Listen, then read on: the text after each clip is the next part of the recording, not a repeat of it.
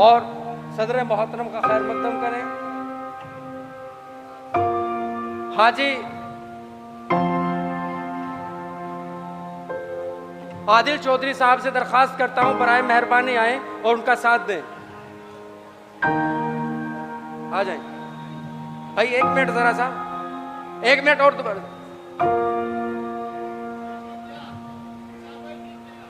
जी जी भाई।